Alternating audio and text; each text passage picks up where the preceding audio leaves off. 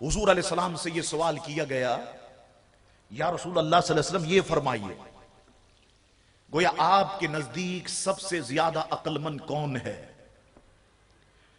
کسی جگہ اگر 25-50 آدمی بیٹھے ہوں اور آپ ان سے پوچھیں کہ سب سے زیادہ عقل مند کون ہے، کیونکہ ہم دنیا دار لوگ ہیں تو دنیا جیسی بات کر دیں گے، سب سے زیادہ عقل مند بعض لوگ کہیں گے وہ ہے جس کے پاس روپیہ پیسہ ہے، سب سے زیادہ عقل مند وہ ہے جو ملک کا وزیر اعظم ہے، سب سے زیادہ عقل مند وہ ہے جو کسی ملک کا صدر ہے۔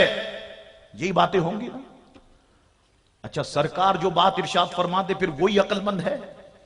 سرکار سے پوچھا گیا یا رسول اللہ یہ فرمائیے لوگوں میں سب سے زیادہ عقل مند کون ہے؟ فرمایا سب سے زیادہ عقل مند شخص وہ ہے جو موت کو زیادہ یاد کرے، موت کی تیاری کرے۔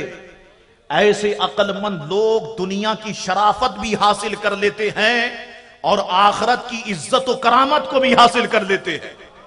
تو سرکار کے نزدیک موت کو یاد کرنے والا یہ سب سے زیادہ عقل مند ہے۔